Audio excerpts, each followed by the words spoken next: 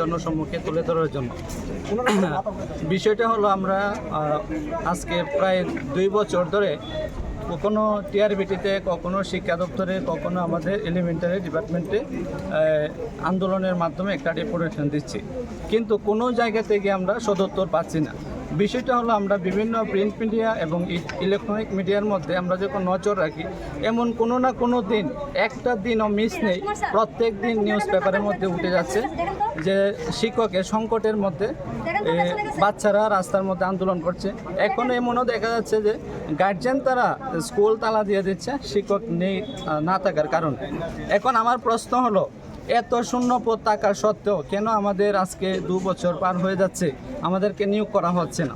আমরা এত কষ্ট করে পড়াশোনা করেছি, 12-এ 50%, গ্র্যাজুয়েশনে 50%, তারপর মাস্টার ডিগ্রি, তারপর বিএড, তারপর টেট পরীক্ষা, এতগুলি পরীক্ষা দেওয়ার পরেও আমাদের বয়সের উত্তীর্ণ হয়ে যাচ্ছে। যারা বয়স উত্তীর্ণ হয়ে যাবে তারা তো নিয়োগপত্র পাবে না। তো একদিকে স্যার বলছে টেট পাস মানে চাকরি নয়। স্যার, আমরা বলছি, আমরা এটা প্রত্যেকেই জানি যে টেট পাস মানে চাকরি নয়, কিন্তু বর্তমান আমাদের ত্রিপুরাতে দাঁড়িয়ে বর্তমানে ত্রিপুরার যে সিচুয়েশান আছে শিক্ষা ব্যবস্থার মধ্যে, সেই জায়গাতে যারা টেট পাস করেছে অতি সত্বর এখন এক মুহূর্ত বিলম্ব না করে সবাইকে একসঙ্গে যেন নিয়োগ করা হয়। আমাদের প্রত্যেকের তরফ থেকে দাবি থাকবে যে রাজ্যের শিক্ষা উন্নয়নের জন্য যত তাড়াতাড়ি সম্ভব আমাদেরকে যেন নিয়োগপত্র দেওয়া হয়। বিভিন্ন জায়গাতে বলা হচ্ছে যে আমরা সময় হলে দিব। স্যার, আমরা 2 বছর প্রায় অতিক্রান্ত হয়ে যাচ্ছে। 2024-এ নোটিফিকেশান হয়েছে, 25-এ পরীক্ষা দিয়েছি, এখন চলছে 26-এর আগস্ট মাসের আজকে 10 তারিখ। তাহলে আর কত ওয়েট করবো স্যার? আমাদেরকে আর এইভাবে ঝুলিয়ে রাখবেন না। আমরাও চাই না এত রোদের মধ্যে এসে এতগুলি মানুষ নিয়ে সেরে রাস্তাতে দাঁড়িয়ে সেটা আমাদের দাবিটুকু আদায়ের জন্য। স্যার বলছে আন্দোলনের দরকার নেই। দেখুন, আমরা 2 বছর ধরে না, আমরা এখন যেহেতু টেটের টিকে রয়েছি না, কোনো কাজ পাচ্ছি, যেহেতু টিউশনি করে আমরা বিভিন্ন কাজের সঙ্গে জড়িত, যেহেতু টেট পাস করে রয়েছি, এখন টিউশনি আমাদেরকে দেয় না। কেন? গার্জেন তারা মনে করছে যে আমরা যখন চাকরি পেয়ে যাব, আমরা যোগদান করে নিব, তো আমাদেরকে রেখে তারা চেঞ্জ করতে হবে। ওই কারণে বিভিন্ন মানসিকতার দিক দিয়ে আমরা এমন একটা পর্যায়ে এসেছি। তো এখন অতি সত্বর আমাদেরকে নিয়োগ প্রক্রিয়া সম্পূর্ণ করার জন্য স্যারের কাছে আবেদন থাকবে। এই জন্যই আমরা এসেছি। আর যখনই আসি আমরা যেমন মনে হয় একদম টেরোরিস্ট। কেন? যে জায়গাতে যাওয়ার উদ্দেশ্য নিয়ে আসি আমরা ওই জায়গাতে যাওয়ার অনেক আগে আমাদেরকে। দেখুন, আমি অন্য বেকারদের কথা, অন্য ডিপার্টমেন্টের কথা আমি বলতে পারবো না। যেহেতু আমি টেট পাস করেছি, আমি শুধু আমাদের টেটের বিষয়টা নিয়ে বলছি। বিজেপি সরকার, এই সরকার আসার পর থেকে দেখেছি যে নিয়োগ নীতি স্বচ্ছ। আমরা শুধুমাত্র আমাদের টেট ডিপার্টমেন্ট না, আমি যদি group D, JRBT group D থেকে শুরু করে যারা জেআরবিটি গ্রুপ সি কিংবা বিভিন্ন দপ্তর থেকে শুরু, প্রত্যেকটা দপ্তরেই নিয়োগ নীতি একদম স্বচ্ছভাবেই হচ্ছে। আমি এখন পর্যন্ত যা দেখেছি, যতটুকু আমি বুঝেছি, টেটের বিষয়টা স্বচ্ছভাবে হচ্ছে। আমাদের প্রশ্ন একটাই শুধু, যে আমাদের নিয়োগটা আমরা পাশ করে অনেকদিন ধরে বসে রয়েছি। আমাদের মধ্যে অনেকেই আছেন, আমার পাশেই আছেন, যারা ওভারেজ, যাদের আর 1 মাস বাকি আছে।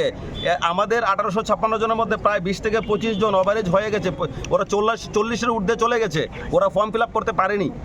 ওদের ভবিষ্যৎটা কী হবে? আমাদের মধ্যে অনেকে আছে যাদের 1 মাস বাকি আছে, আর 1 মাস পর ওরা 40 বছর পরিপূর্ণ হয়ে যাবে, ওদের কি হবে? না, তুমি আমার কথাটা, প্রশ্নটা হয়েছে, তুমি যেটা বলেছো ঠিক আছে, কিন্তু বেকার দরদি সরকার বলছে সেই জায়গাটা তোমরা তো বেকার, তো টেট হোক আর যে হোক, বেকার তো বেকার।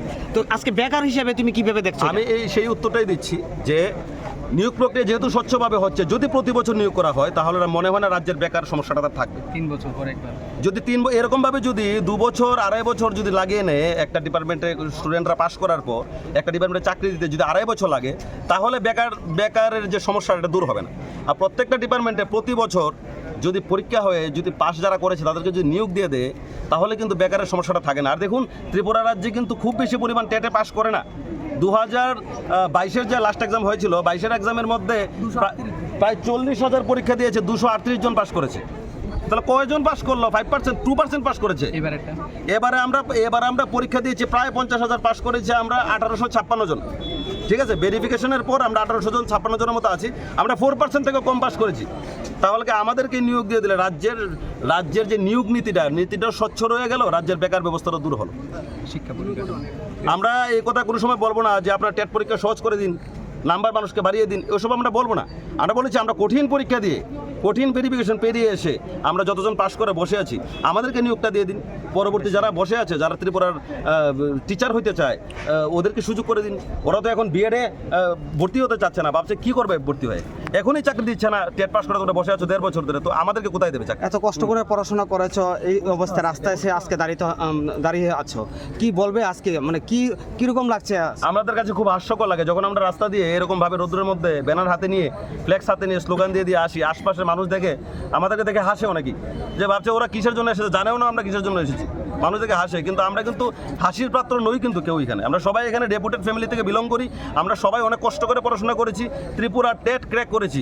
রাজ্যের প্রাক্তন শিক্ষামন্ত্রী আমাদের রতনলাল নাথ স্যার বলেছিল যে ত্রিপুরা টেট পরীক্ষার কোয়ালিটি যে ইউপিএসসি থেকে কম হয় না, টিপিএসসি থেকে ইউপিএসসি থেকে কম হয় না, কমই হয় না। আপনি ভাবুন, 2026 is all about skills, confidence, and career-ready learning.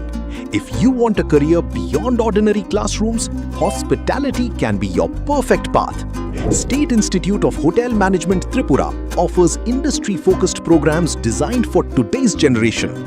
BSc Hospitality and Hotel Administration, Diploma in Food Production, Diploma in Food and Beverage Service, Diploma in Housekeeping Operations, Diploma in Front Office Operations.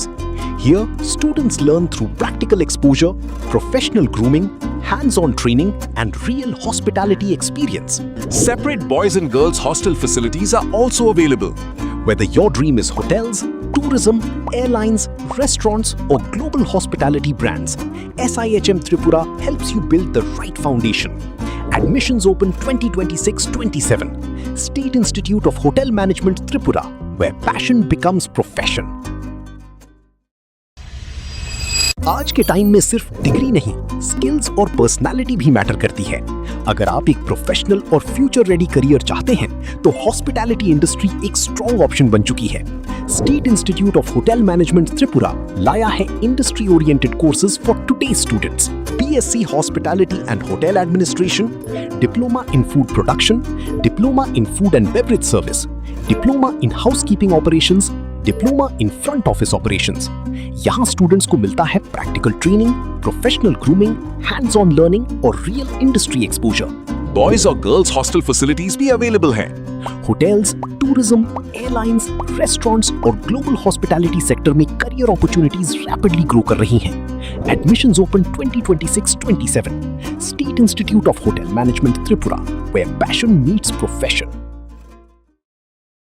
इस रथ यात्रा के पावन अवसर पर स्वर्ण कमल jewellers लेकर आया है स्वर्ण वर्षा। 1 जुलाई से 25 जुलाई तक अपना पुराना गोल्ड उसकी प्योरिटी के हिसाब से कंप्लीट वैल्यू पर एक्सचेंज कीजिए। पाइए गोल्ड ज्वेलरी के मेकिंग चार्ज पर 30% ऑफ और डायमंड ज्वेलरी के मेकिंग चार्ज पर 100% ऑफ। हर परचेज पर अशोर्ड गिफ्ट्स भी और सिर्फ बिल अमाउंट का 25% पे करके अपना गोल्ड रेट आज ही बुक कीजिए। तो इस रथ यात्रा खुशियों के साथ बचतों की भी हो स्वर्ण वर्षा। स्वर्ण कमल ज्वेलर्स, विश्वास, गुणवत्ता और बेहतरीन डिजाइन का नाम। Terms and conditions apply.